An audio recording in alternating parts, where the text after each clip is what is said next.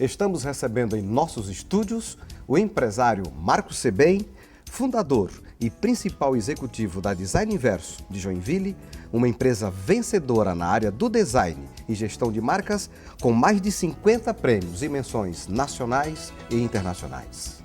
Marcos, que desafios te motivaram a atuar na área do design? Na verdade, Raimundo, tudo começou há bastante tempo lá. Eu sempre fui uma pessoa muito inquieta, né? Minha necessidade por mudança, por realizar coisas, por independência, enfim, trouxeram essa inquietude, né? E eu percebi na universidade uma oportunidade de formar em Santa Catarina uma empresa de design competitiva no nível nacional e internacional. Bom, você saiu da faculdade, foi trabalhar como um profissional ou você já partiu logo para criar sua própria empresa? Eu tive muitas experiências desde os 16 anos, eu comecei a trabalhar muito cedo, né? Então comecei a trabalhar em várias empresas e sempre tentando empresas novas, segmentos novos, para tentar me encontrar minha profissão. Até que eu descobri o design, entrei na universidade e lá eu tive experiência dentro da indústria e eu sempre achava aquilo tudo muito chato. A verdade é essa, né? Eu achava chato trabalhar dentro de uma indústria com regras muito claras. Então, depois de um tempo, eu percebi uma coisa que eu disse, eu vou criar algo diferente, né? Vou criar uma empresa diferente, que a gente valorize as pessoas, em que a gente consiga expor ideias dentro dessa empresa e com regras, com muita liberdade e com muita responsabilidade também, que é isso que eu prego atualmente e sempre preguei no nosso escritório. Nossa empresa é dinâmica, é jovem, é criativa, por ter esses processos de gestão muito bem delineados na cabeça do líder, né? Na cabeça de um líder e de um empreendedor. Então, tudo começou tentando questionar isso, por isso que até o nosso nome é Design Inverso, tentando questionar. Eu tive várias experiências e nunca me agradou a experiência de trabalhar na indústria, trabalhar nas empresas, nunca agradou porque eu achava os modelos muito antigos, né, para o tipo de trabalho que é o design, né?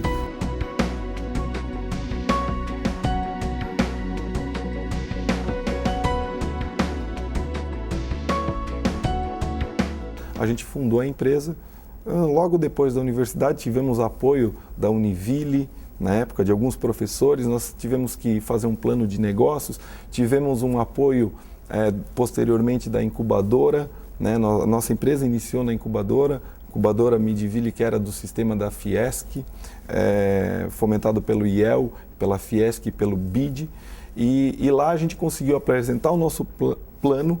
Ele foi reprovado 3 vezes, até que por insistência e persistência também a gente conseguiu aprovar, porque não se conseguia entender o que o design, né, os diretores da incubadora não conseguiam entender como o design poderia ajudar numa cadeia metalmecânica. Eles não entendiam design como tecnologia, e era uma incubadora de base tecnológica. E eu fui estudar a palavra tecnologia, e até que um dia eu fui lá e expliquei para eles que design tinha tudo a ver com tecnologia. E depois de alguns anos eu fiquei sozinho na empresa e a partir daí eu comecei a impingir uma visão bem contemporânea para o nosso negócio, né, como eu acreditava que deveria ser realizado no negócio. Então, essa foi a história inicial, né, da nossa empresa. E como foi a conquista dos primeiros clientes? Os primeiros clientes são os teus amigos.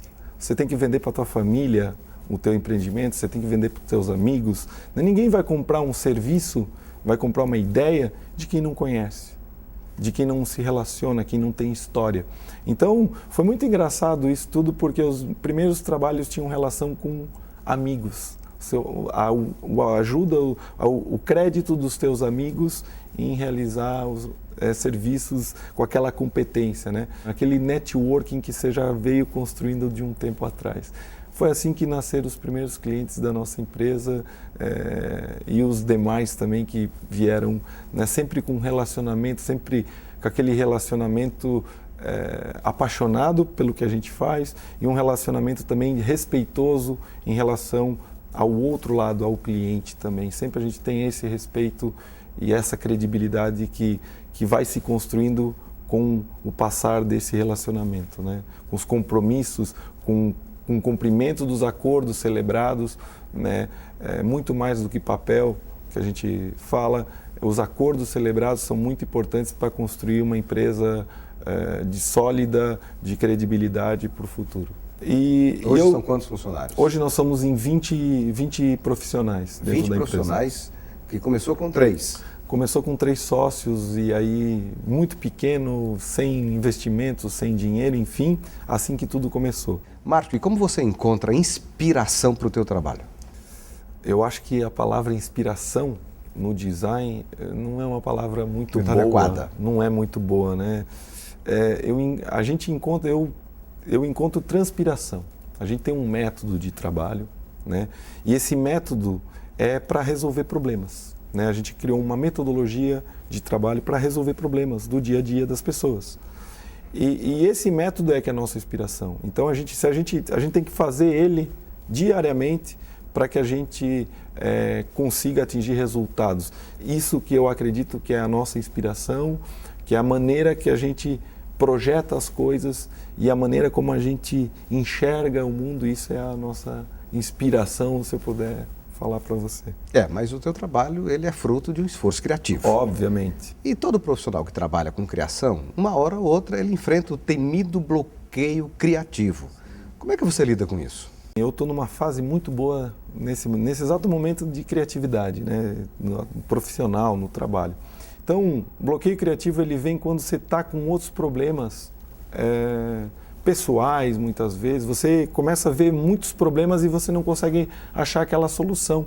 E aí que vem o bloqueio criativo. Tem muita gente que fala que você deve estimular o seu lado esquerdo do cérebro, questionar. Então, mais do que ter respostas, né, a gente tem que parar de ser sabichão para as coisas, né? As pessoas são muito de eu sei tudo, sou sabichão. O bloqueio vem, acho que daí. Quando você se torna mais humilde e mais questionador, faz as perguntas, fica cada vez mais difícil você ter bloqueios criativos, porque você questiona diferentes pontos e a partir desses questionamentos surgem ideias, surgem insights. Muitas vezes a gente também, quando você está bloqueado, chama um amigo, conversa com esse amigo, que esse amigo ele vai te dar novas visões que você não teve. Questiona assuntos a partir daí que você vai achar novas oportunidades, novas soluções para aquele problema que você não está conseguindo resolver, né? Marcos, em 10 anos criando soluções e inovações, quais foram as criações que mais te gratificaram? Olha, é engraçado falar sobre isso porque muita gente não são muitas vezes as que são premiadas, tá? As soluções é quando a gente consegue ajudar as empresas, Por sabe? exemplo?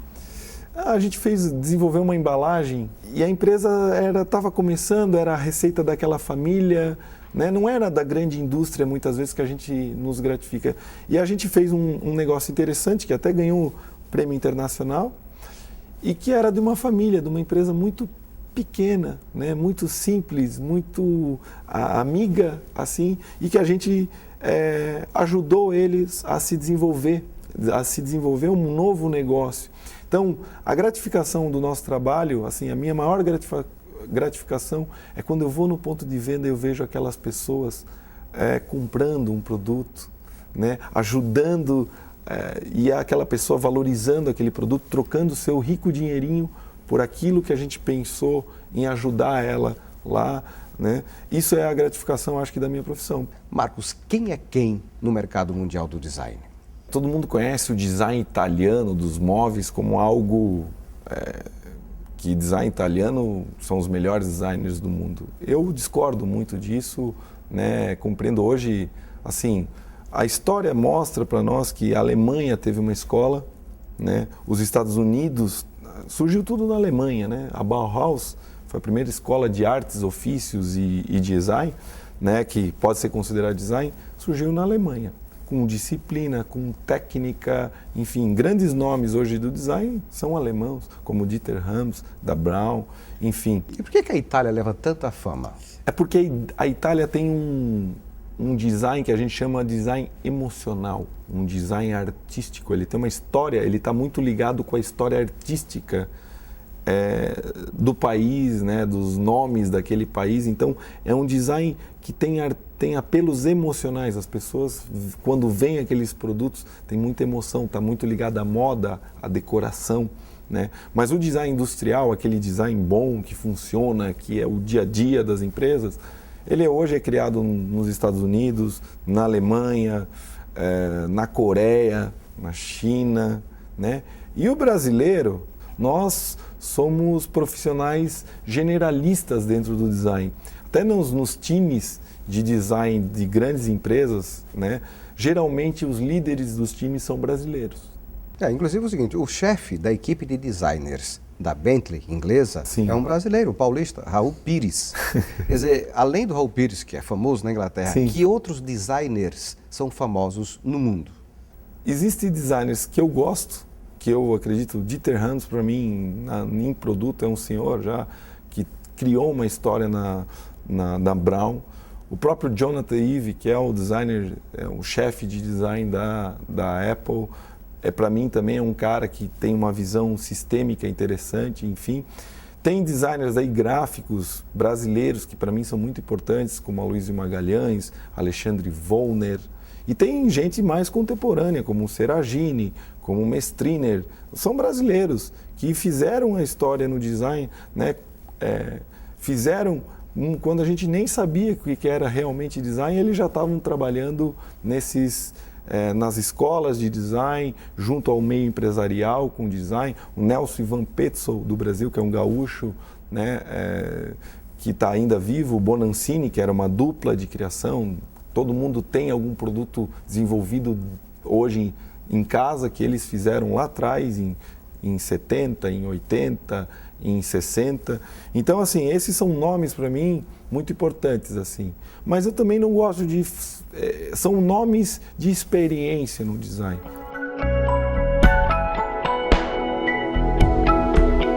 O grande ponto do designer é quando o design assumir a parte de gestão das empresas, as empresas vão mudar muito. Hoje, não sei se você sabe, ou os telespectadores, a maioria das empresas, cargos de presidência e cargos de altos executivos estão na mão de engenheiros. Engenheiros têm uma visão numérica hoje somente sobre as coisas.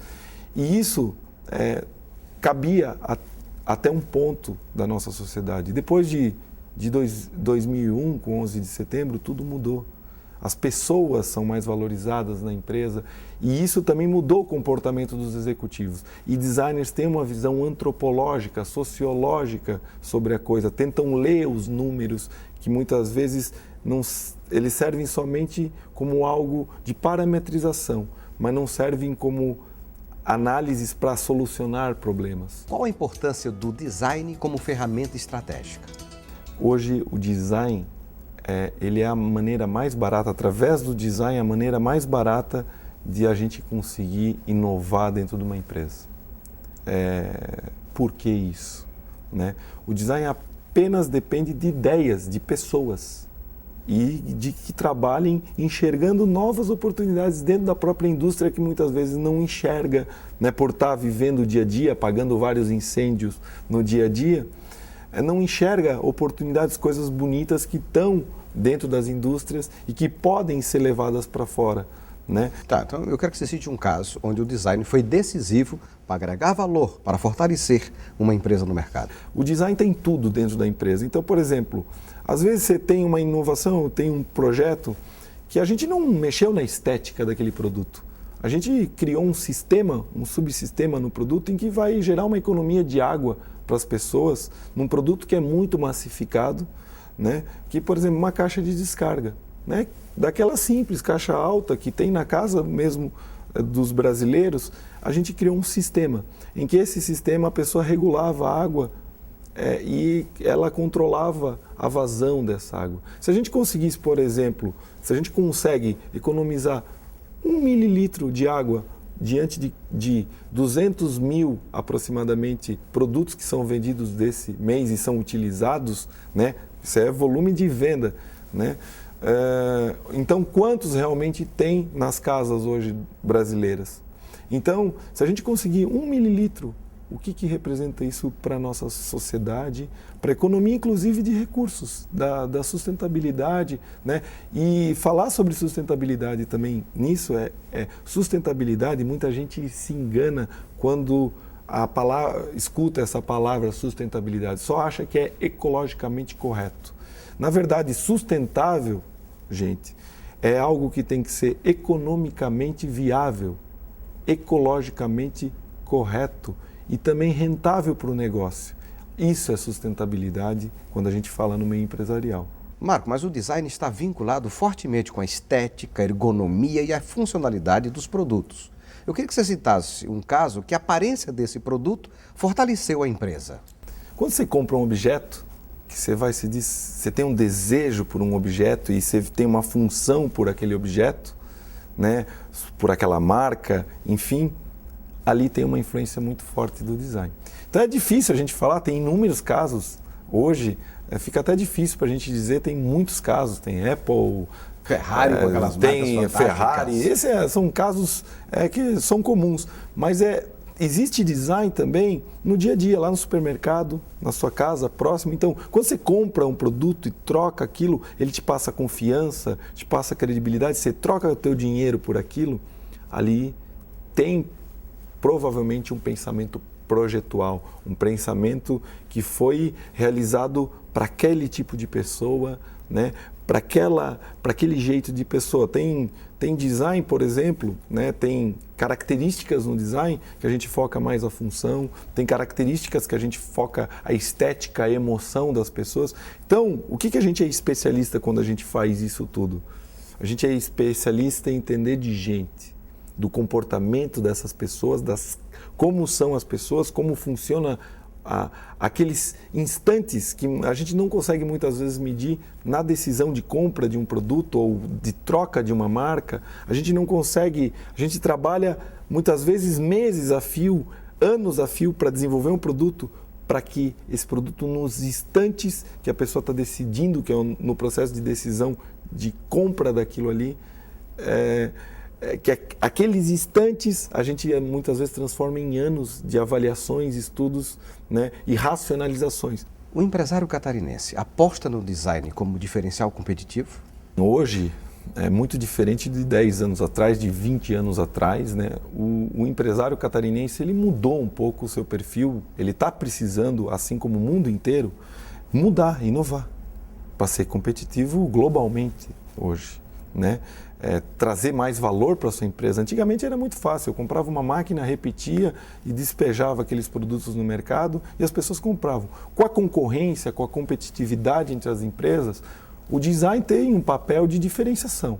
Eu tenho inúmeros clientes que não param de investir em design depois que provaram com profissionalismo, com competência aquele processo, porque design bom dá lucro, gera vendas e gera crescimento econômico e gera crescimento da empresa. Eu queria que você falasse como está o mercado de trabalho para o designer. Hoje o mercado de trabalho para o designer ele é promissor. Eu posso dizer, no país, no Brasil, a gente não tem uma profissão regulamentada ainda, tem um projeto de regulamentação e por isso ainda é uma bagunça essa coisa. Existem arquitetos que dizem que são designers, existem engenheiros que dizem que são designers e existem...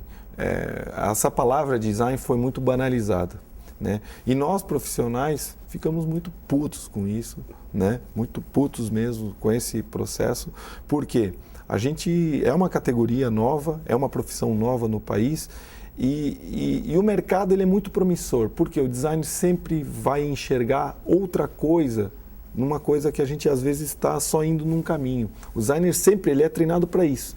Então, com esse processo de regulamentação, a gente entende que o designer vai ter que assinar a responsabilidade se aquele produto quebrar e machucar alguém, né? Assim como os engenheiros têm essa responsabilidade.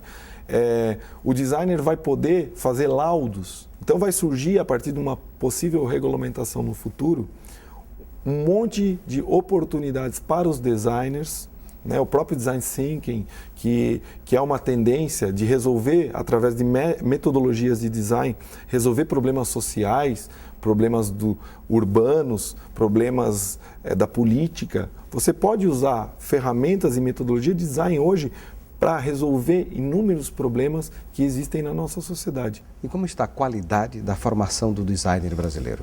Nos últimos anos, design virou uma palavra também de moda no meio acadêmico, né? Todo mundo quer ser designer também, porque é fashion ser designer. E no Brasil houve, em todas as profissões, uma comercialização do ensino, né? A gente consegue perceber isso, surgiram muitas instituições de ensino adjacentes que não estão preocupadas em ensinar realmente. Estão preocupados principalmente com o dinheiro daquele cidadão. Quando a gente recebe profissionais no mercado, a gente tem que quase que treinar novamente, porque eles têm pouca percepção daquele papel da profissão. Então ele só pensa que design é ser legal, ser da moda. Pintar o cabelo, usar brincos, usar piercing, isso se pensa que é design. Mas na verdade, os melhores designers que eu conheço não são esses espalhafatosos. Marcos, de onde fazer cursos com qualidade aqui no Brasil? Há um tempo atrás saiu um ranking assim das escolas, né? E o Brasil mundiais, né? do ensino no design. E o Brasil apareceu assim apenas nesse ranking duas, uma no Rio de Janeiro, que é a ESD, foi a primeira instituição a trabalhar com design, que é a Escola Superior de Desenho Industrial do Rio, que foi a primeira no Brasil.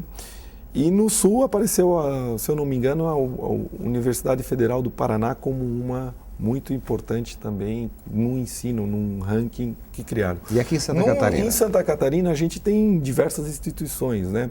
Hoje, geralmente essas do sistema da CAF, né, como a Univille, essas públicas, né, a Univille, a UDESC, a Unisul, são boas instituições que têm bons cursos, bons laboratórios de design, né, e que despontam aí também com profissionais no mercado que vão auxiliar toda a indústria catarinense também. E um dado importante também disso a gente tem que entender que Santa Catarina hoje é o segundo, se eu não me engano, é o segundo maior estado com cursos de design do país. Isso é muito bom porque nós vamos ter uma massa de design, apesar de nosso estado ser muito menor territorialmente e em produto interno bruto, nós vamos ter possibilidade de ter uma indústria criativa, uma indústria mais criativa daqui a alguns anos. Então eu vejo isso como um positivo para o nosso estado.